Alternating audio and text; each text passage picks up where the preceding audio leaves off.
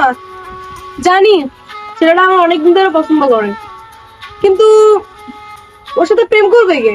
ও যে বিতু, আমার স্বপ্নে নায়ক আছে না, আমার স্বপ্নে আছে ভিলেন। এই ভাইয়া, এই এদিকে এসো।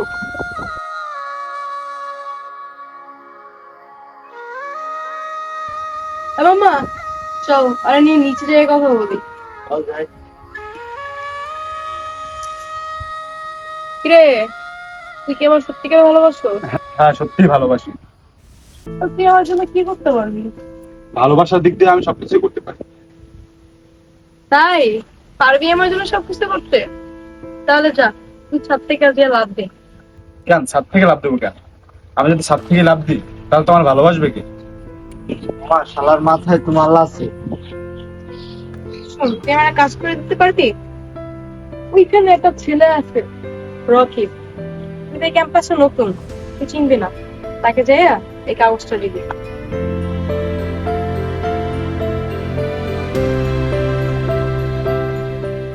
ওই যে মেয়েটা দেখতেছেন না, ওই মেয়েটাই কাগজটা দিচ্ছে আপনাকে। নেন ভাই। কি লেখা? খোল এটা। ভাই, আপনার জিনিস আমি কেন খুলবো? আরে খুলতে বলছি না তোরে। কি লেখা আছে পর? ভাই মানে লেখা আছে, আরে পর। রকি ভাই আসসালামু আলাইকুম। আমি অনেকদিন ধরে আপনাকে পছন্দ করি, কিন্তু সাহস নিয়ে আপনার সামনে দাঁড়াতে পারিনি, তাই এই ছেলেকে দিয়ে আপনাকে প্রপোজ করলাম। আশা করি অ্যাকসেপ্ট করবেন। এই, ওরে বলবি যে ওর মাথায় সমস্যা। আর তোরে কিছু বললাম না, তুই নতুন দেখা, নাইলে এই কথা বলার কেউ সাহস পায় না, বুঝছো?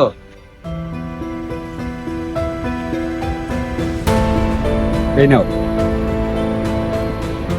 কি নেই নেই, তো এবার তো বুঝতে পারছো যে আমি এই মালটা অনেক পছন্দ করি।